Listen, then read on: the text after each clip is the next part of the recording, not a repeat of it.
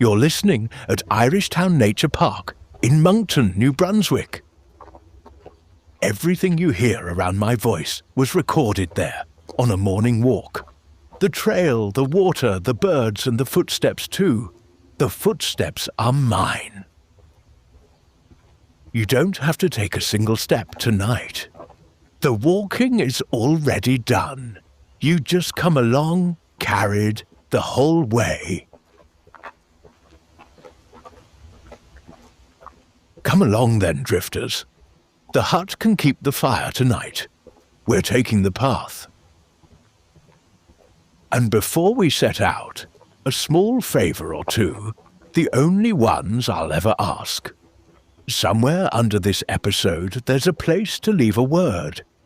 Tell me where you're drifting off from tonight, or where in these Maritimes we should walk next. I read over everyone slowly, by the fire, the way I do everything. It's good to know who's on the trail with me. And if you'd like to find your way back here, follow the show. Think of it as leaving a lamp lit in the window for yourself. That's the whole favour. Now no more asks. The rest of this hour belongs entirely to you. You might wonder how a man who talks for a living gets himself to sleep. I keep a small kit by the bed, amber glasses when the lamp's still on, so the light stops arguing with the evening, a strip across the nose so the breath runs quiet, a little magnesium with the last glass of water. Small things. I've written the whole list under this episode, right at the top, for anyone curious. Not promises, mind you, just what I use, an old man's kit. The rest of it, the only part that matters, is a slow walk and an old story. And those I have with me.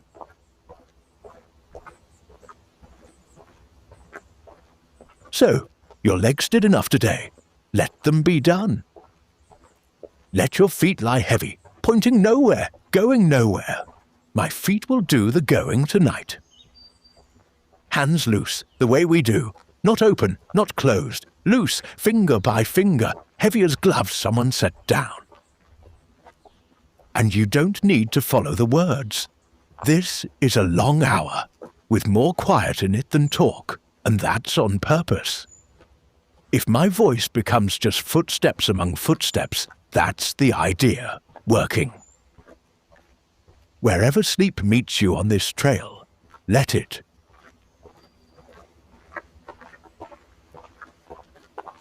Tonight, I want to tell you about a man who walked with a limp his whole life and never once blamed the road. His name was Epictetus. We visited him briefly once before, him and his lamp. Tonight, we walk the whole life, end to end, at trail pace. It's a good life for a dark path, because everyone in it has been at rest for nearly 2,000 years, and nothing in it can go wrong anymore. It already went every way it was going to go, and it all came out as history. All that's left is the telling.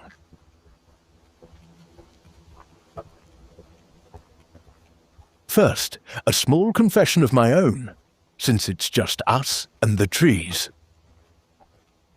Years ago, a man I worked beside called me Stoic. Just an offhand word, half a compliment, tossed across a shop floor. And I liked the shape of it. I turned it over for days, the way you turn a smooth stone in your pocket.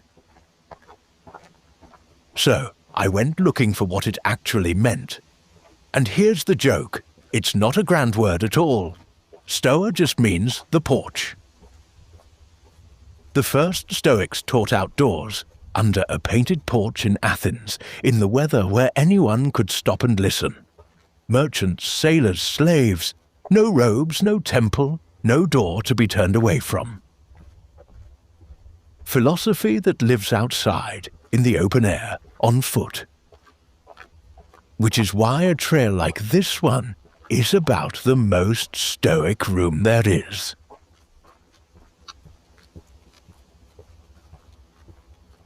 Epictetus was born around 50 years after the year 0, in a town called Hierapolis, in the hills of what's now Turkey. It was a strange, beautiful place. Hot springs ran down the hillside and left the whole slope terraced in white stone, like a frozen waterfall you could walk on. Pilgrims came for the waters. Caravans came through on the trade road, wool and dye and salt, mules and dust and shouting. And in the middle of all that commerce, a boy was born who was himself a piece of commerce. He was born a slave, and even his name, Epictetus, isn't a name at all. It's a word. It means acquired. Property. That was the first thing the world told him he was. A line in someone's ledger, in a town where everything was for sale.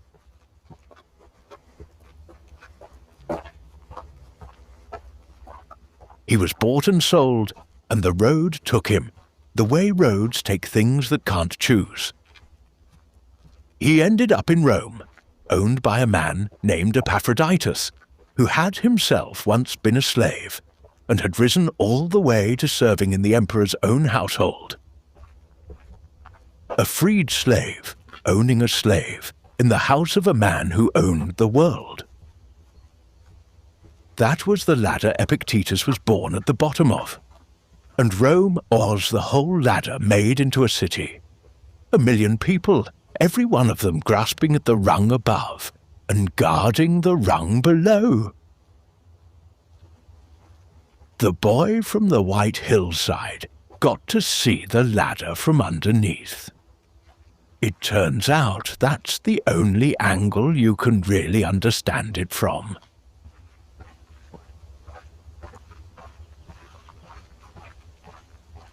So understand what the boy could see from where he stood. Nothing about his life was his. Not his name, not his town, not his tomorrow. Other men decided where he slept and what he did and what he was worth in coin. And somewhere in those years, standing at the bottom of that ladder, he noticed the one thing they couldn't reach. They could command his hands. They could not command his judgment. They could move his body across the world. They could not move his mind 1 inch without his consent. The world's most powerless man, discovering the only power that can't be taken. That's not a lesson he read somewhere. That's a lesson the ladder taught him.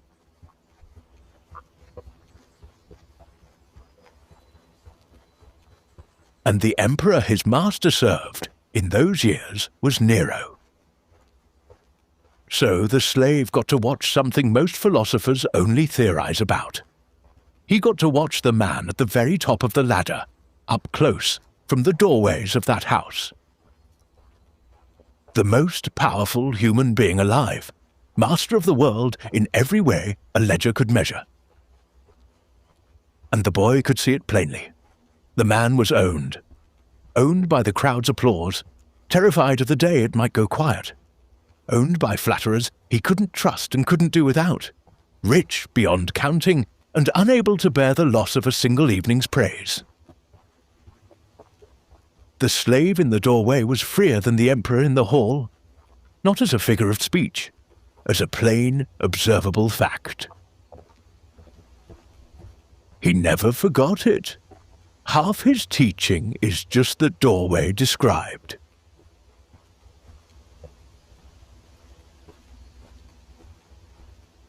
I'll tell you why the start of his story stays with me.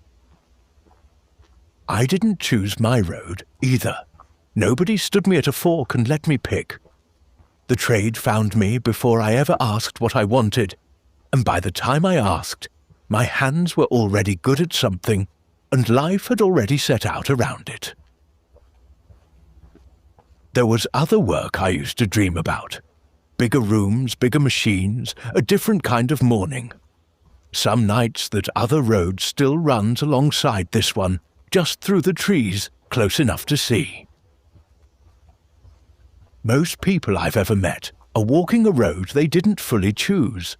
That's not failure. That's nearly everyone. That's nearly everything. The choosing of roads was never on the short list. The walking is. How you walk the one under your feet.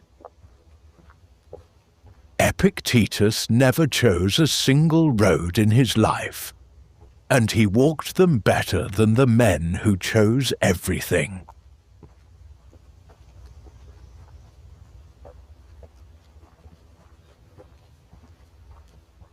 Now, the leg. Epictetus was lame in one leg all his adult life.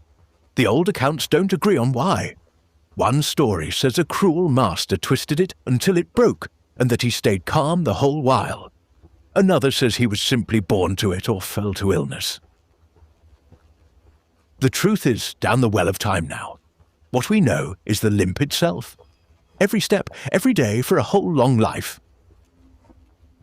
And here's what he said about it, more or less. Lameness is an impediment to the leg, but not to the will, unless the will decides so. The leg belonged to the world's column. The walking, the way of walking, the spirit of the walking, that stayed his. You'll hear my own step has a small hitch in it tonight. Old story, too. The trail doesn't mind, and neither do I. We keep each other's pace.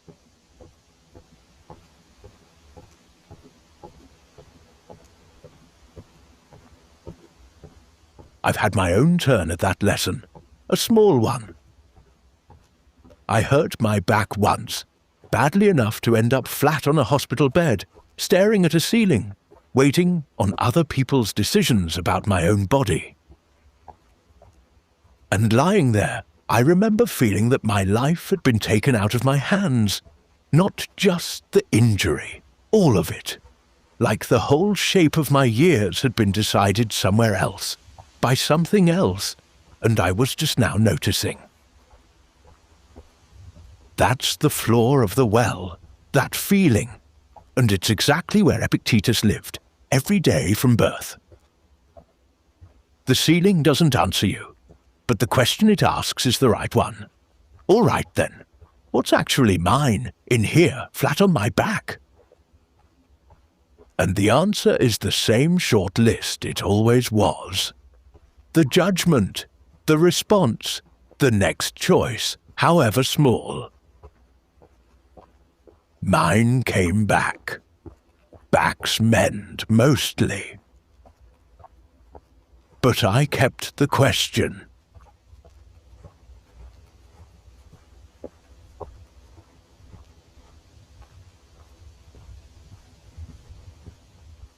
Here's a turn in the story I love, because somebody saw him.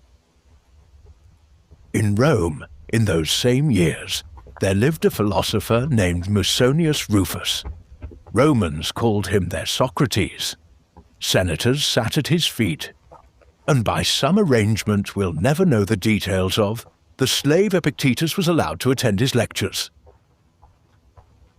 Picture the room. Togas, rank, money, ambition.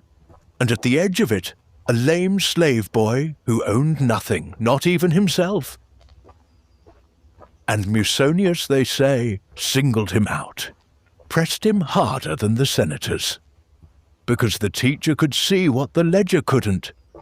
The best mind in the room had walked in carrying someone else's water. Somebody seeing you before you're anybody.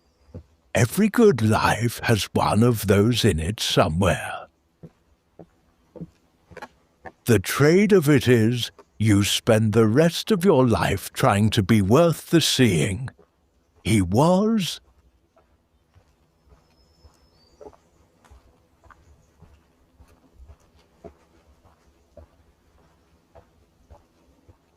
His whole teaching starts in one place, and it's the place I have to be most honest with you about. He taught that we don't control what arrives in the mind. Thoughts come the way weather comes. Impressions, he called them. They knock without being invited, at noon and at 3 in the morning. What's ours, he said, is only the answering, whether we assent, whether we take the thought in and give it a chair, or let it pass back out the open door. And I'll tell you plainly, this is the part of the practice I still limp on. My thoughts don't feel like mine to command. There's a bit of control I can grasp, but I can't grip it. And the old man, if he were on this trail, would just nod. That's not failing at the teaching, he'd say. That is the teaching. The arriving was never yours. Stop grading yourself on the weather. Only the answering. And the answering can be as small as, not tonight. Keep walking.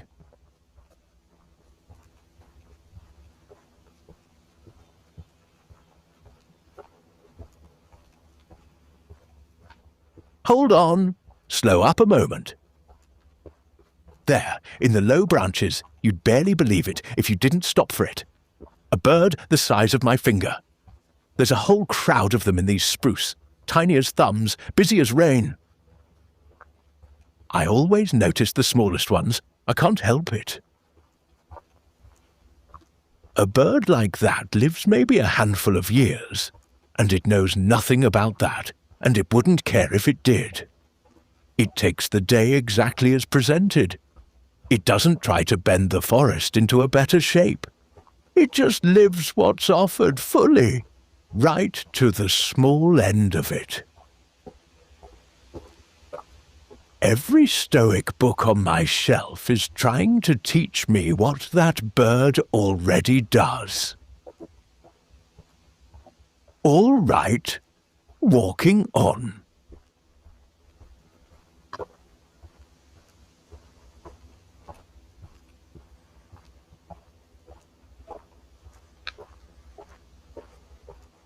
He was freed eventually. Epictetus let him go, and we don't know quite when or why, or what it felt like to hear it. Maybe nothing. That's the strange truth of it. By the time the papers came, he'd been free for years in the only place freedom is kept. And you might expect the story to open up here. Riches, patrons, a villa with a view. It doesn't. He taught philosophy in Rome, plainly and dangerously, until the Emperor Domitian banished all the philosophers from the city, the way you'd sweep out anything that tells the truth too loudly. An order signed somewhere above him, and the whole shape of his life changed again. Not his column, never his column.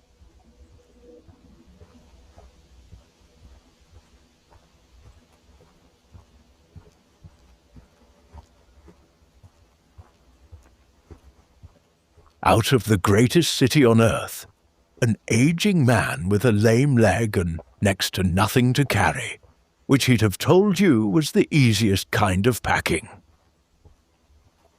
Across to Greece, to a small town on the western coast called Nicopolis. Victory City, it means, built to celebrate a battle by men long dead. A port town, ships, salt air, ordinary people. And there he rented a plain room, put a mat on the floor, set the iron lamp in the window, and opened a school. Banishment was the world's word for it. His word for it, near as we can tell, was Tuesday. The road decides where. It has never once decided how. The how walked to Nicopolis with him, unconfiscated.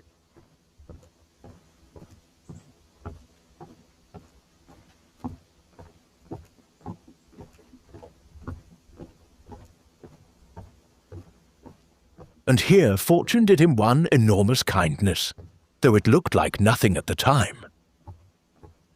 A young student came to that room. A Greek named Arian, bright, ambitious, headed for a big Roman career. And Arian could not stop writing. Epictetus, like Socrates, wrote nothing, not a page. He talked plainly, roughly, kindly, and the words were meant to vanish into the students the way rain vanishes into ground. But Arian took it all down. The lectures, the jokes, the scoldings, the interruptions. And every word of Epictetus we have tonight, every line I'm carrying on this trail, exists because one student in the back wouldn't put his pen down. You never know which of the things you do plainly on an ordinary day is the one being written down. Mostly none of them. Occasionally, the whole of you.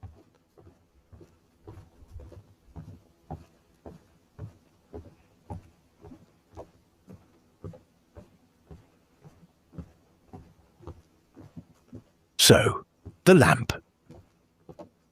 In the rented room in Nicopolis, the one possession of any value was that iron lamp.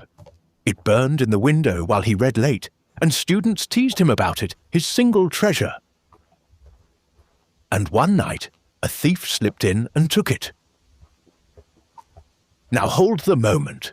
A man-born property who had climbed all the way to owning one good thing. One. And the world reached in and took that too. If any man ever earned the right to bitterness, it was this one, that night, looking at the empty window.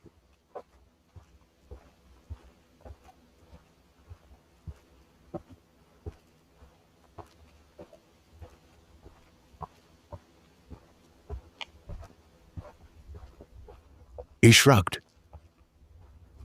He said the thief paid too much for it. A lamp in exchange for becoming a thief. Bad trade. And the next day, he bought a clay one, a cheap one, saying a man should own nothing worth stealing twice. The shrug isn't giving up. Understand that, and you understand the whole man. The shrug is the most exact accounting there is. It weighs the loss once, pays it once, and refuses, absolutely refuses, to keep paying interest on it for years out of the only currency that matters, which is the hours of a life. The thief took iron. He declined to also hand over his evenings.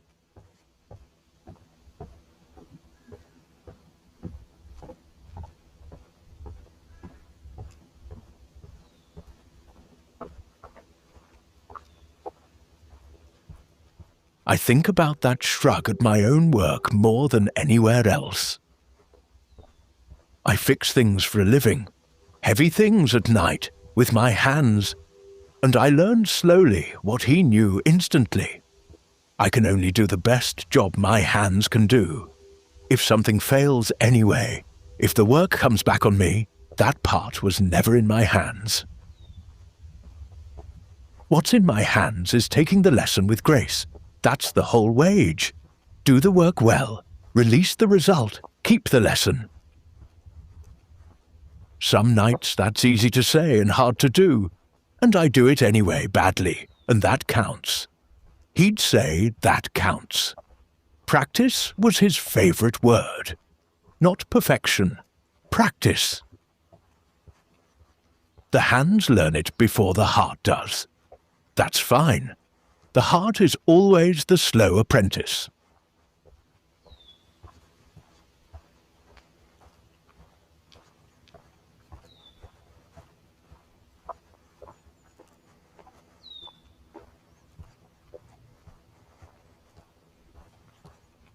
And here's the part of the lamp story almost nobody tells. After he died, an admirer bought that cheap clay lamp for 3,000 drachmas. A fortune for a slave's clay lamp. The buyer thought the wisdom lived in the object. It never does. The iron lamp couldn't hold it. The clay lamp couldn't hold it. The wisdom was in the hand that held them loosely. It always is.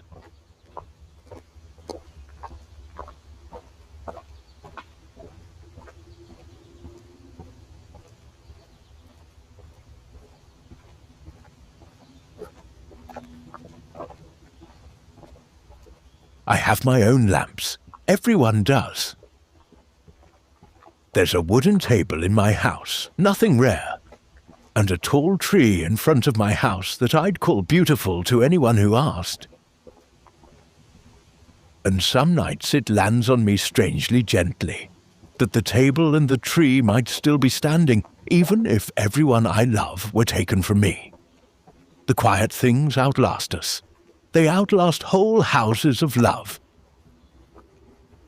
You could hear that as a dark thought. I hear it the other way. It's the thought that makes the table precious now, the tree beautiful now, the people dear beyond all accounting now tonight, while every one of them is still in the world with me. Hold the lamp loosely, love the light completely, both at once. That's the whole trick, and nobody fully has it, and we practice anyway.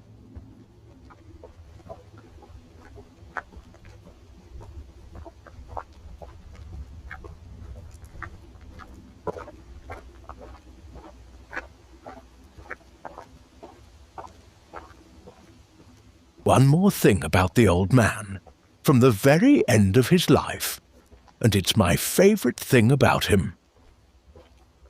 He'd lived his whole long life alone, the mat, the lamp, the plain room, and then, as an old man, he took in a child, a friend's newborn, that hard times were about to put out of the world, the way that age sometimes cruelly did. The philosopher of letting go, of needing nothing, of holding everything loosely, looked at one small life and said, "This one I'm keeping." And he brought a woman into the house to help, and the old room learned the sound of a baby. People think Stoicism ends in a man alone on a mat, needing no one. It doesn't. It ends in a warm room, holding what should be held, still loosely, but completely. The open hand isn't empty, drifters. That was never the point. The open hand is the only kind that can receive.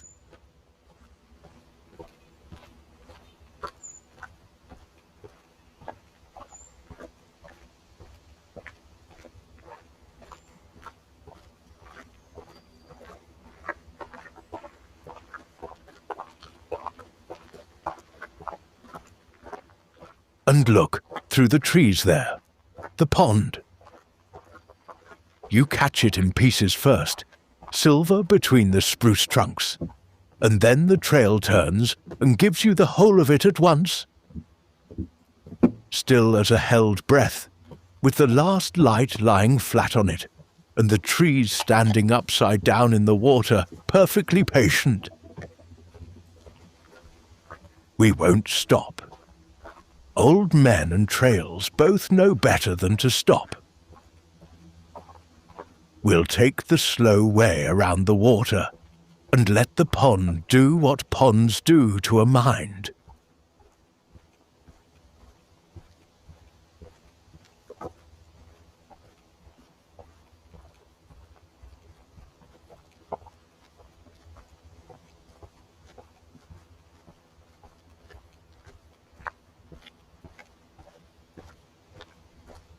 Hear how the trail softens along the water.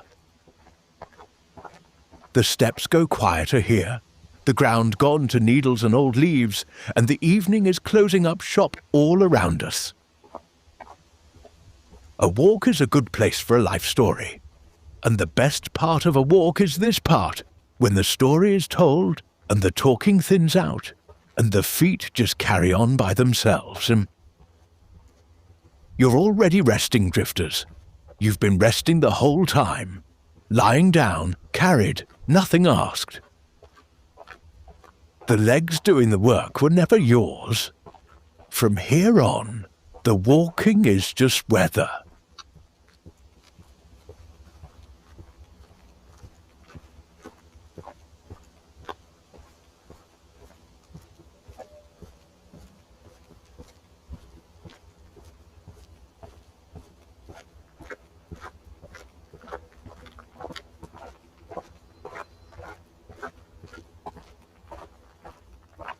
The old man died around the year 135 in Nicopolis, an old teacher in a plain room that was no longer quiet.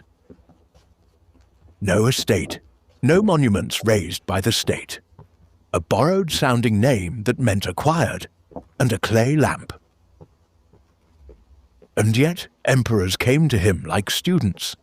Hadrian, who ruled the world, called him a friend, and Marcus Aurelius, born after Epictetus was already old, kept Arrian's notes like scripture, and thanked the gods in writing that someone had shown him those pages. The most powerful men alive, taking their orders on how to be free from a dead slave with a limp. The ladder he was born at the bottom of, upside down at last, like the trees in the pond.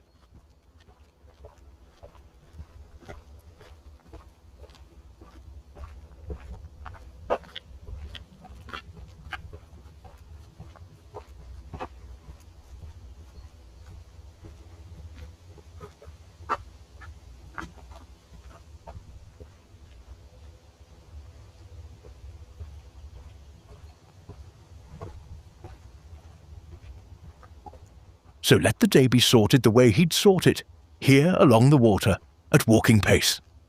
One question gently, is this mine? Whatever went wrong today at your work, in your hands or out of them, you did what your hands could do. The rest was road, not stride. Set it down. Whatever anyone said, or thought, or didn't say, other people's weather, set it down. The road not taken, the other life running through the trees. It runs there for everyone. It isn't yours. It never was anyone's. Set it down.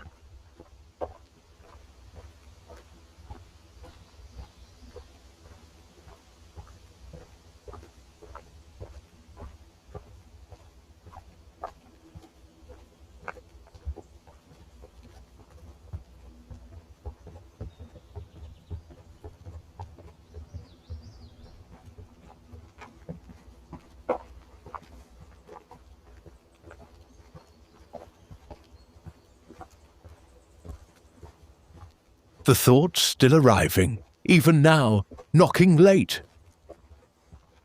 Let them knock. The arriving was never yours. You don't have to answer the door tonight. That's the whole answer. Not tonight. Not tonight.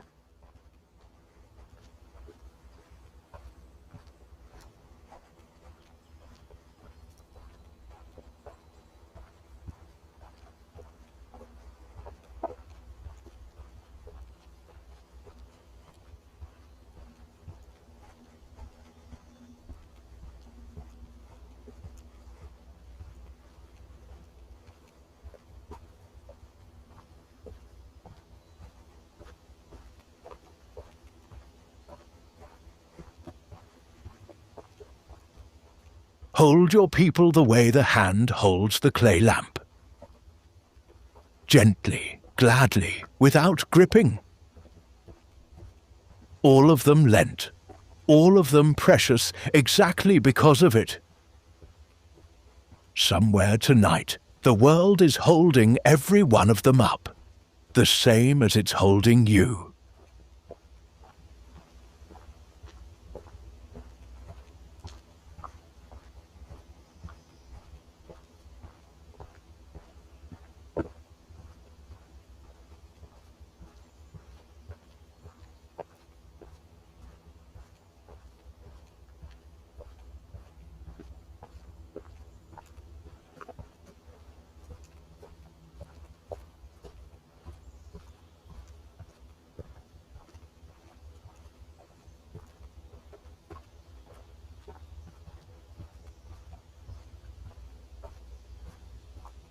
The pond doesn't smooth itself by trying.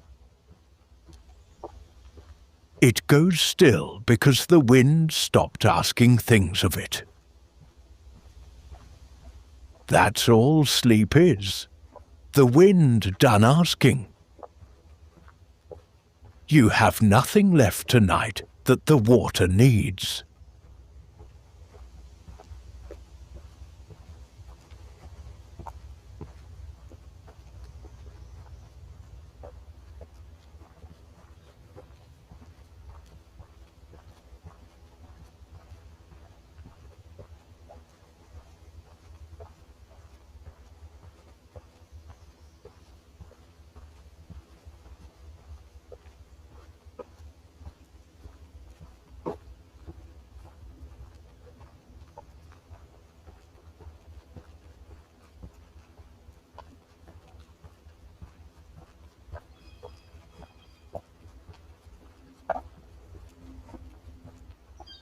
Let the body settle deeper into the bed.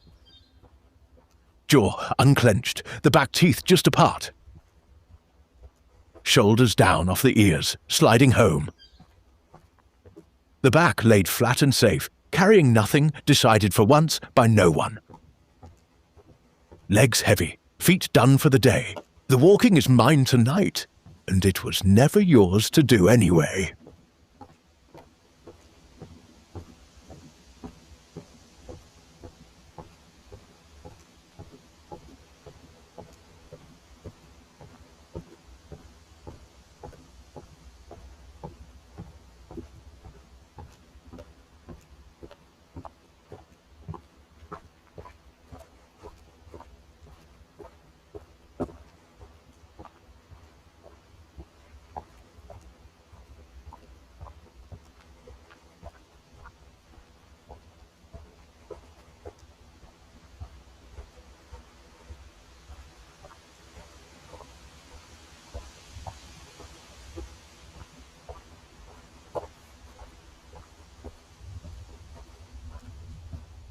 Breathe in through the nose, easy. And a long, slow way out, longer than the way in, like the last light going off the pond. No counting, no keeping. If it drifts, let it drift.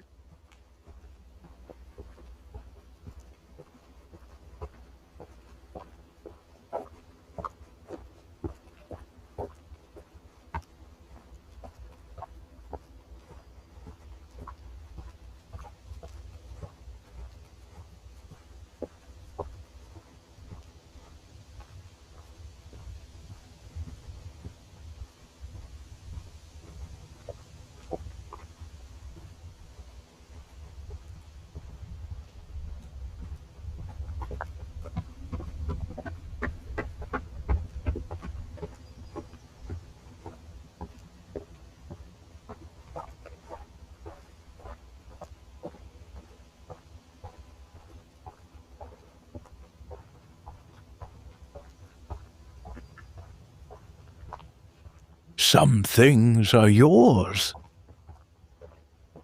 Most things are not. The road was never yours. The stride always was. And the stride is done for today.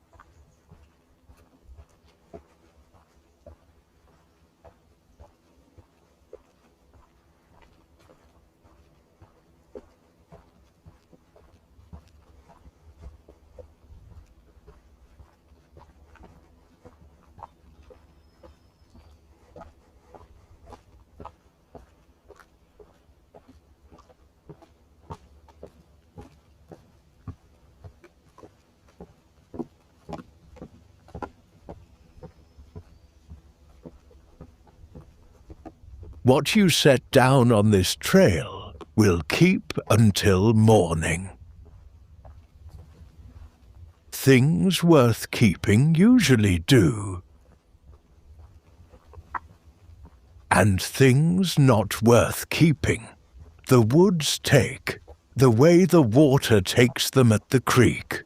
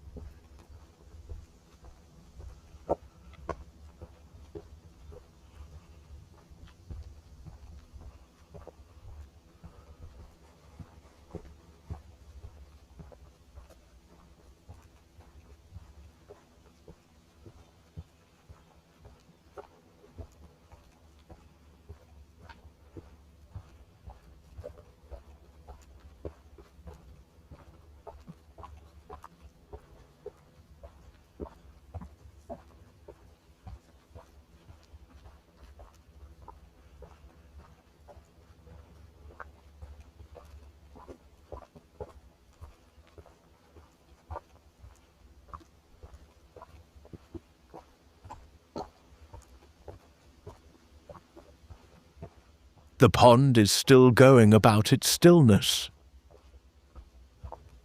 It will hold the trees all night, upside down and unworried, whether anyone is watching or long gone into sleep. Let it be the last thing still working. Everything else can stop.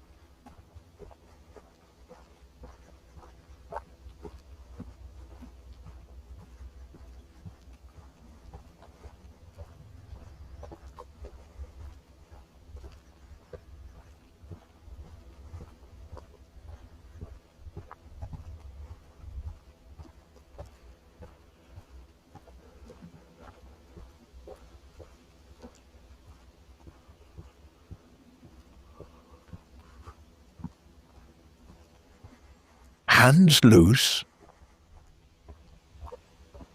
breath long. Nothing to hold, nothing to carry.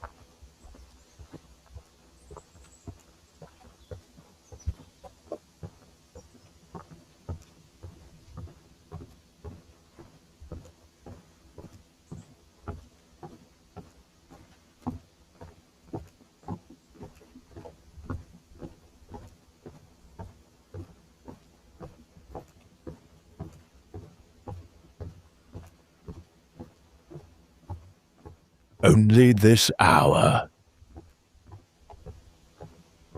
Only this breath. The lamp is lit in the window, and it's only clay, and it's enough.